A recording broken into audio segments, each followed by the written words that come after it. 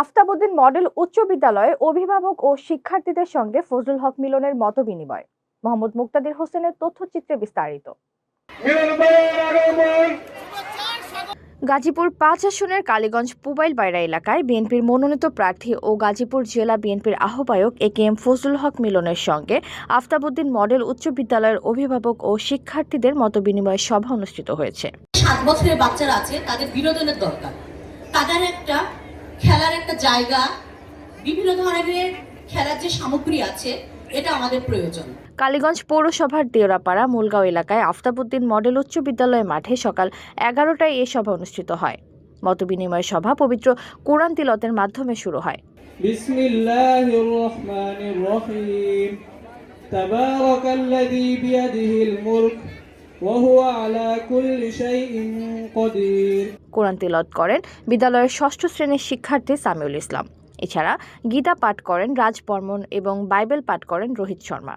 আফতাবউদ্দিন উচ্চ বিদ্যালয়ের পরিচালক মোহাম্মদ হারুনর রশিদের সভাপতিত্বে এবং ঢাকা কলেজের সাবেক ছাত্রনেতা এইচ.এম. আবু বকর সিদ্দিকের সঞ্চালনায় সভাটি অনুষ্ঠিত হয়। অনুষ্ঠানে প্রধান অতিথি হিসেবে উপস্থিত ছিলেন বিএনপির মনোনীত প্রার্থী একেএম ফজলুল হক মিলন। বিশেষ অতিথি হিসেবে উপস্থিত ছিলেন তার সহধর্মিণী শম্পা হক।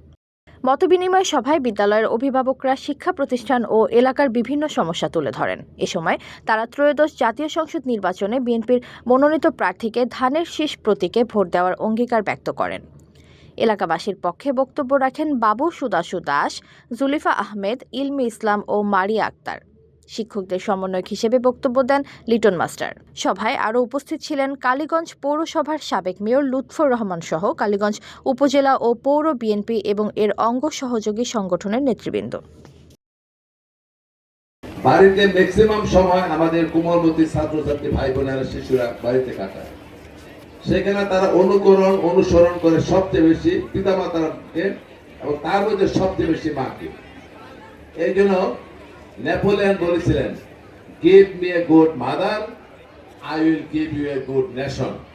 তোমরা আমাকে একটা ভালো মা দাও, আমি তোমাদেরকে একটা ভালো জাতি উপহার দেব।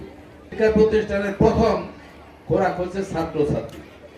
এই ছাত্রছাত্রীরা যদি সঠিকভাবে লেখাপড়া করে, আদব কায়দা শিখে, যে সমস্ত পড়াশোনা দেয় সেইগুলি তালিম করে, নিয়মিত ক্লাস করে, তাহলে সেই ছাত্রছাত্রীর গুণগত মান উন্নত হবে, অর্থাৎ শিক্ষা প্রতিষ্ঠান উন্নত হবে।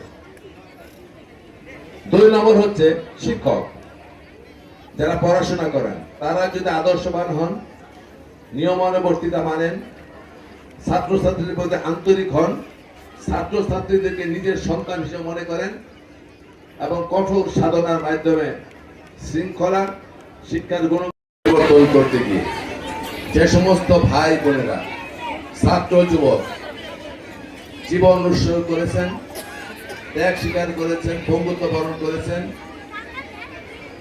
সেই সমস্ত পরিবারের প্রতি গভীর সমবেদনা জ্ঞাপন করছি।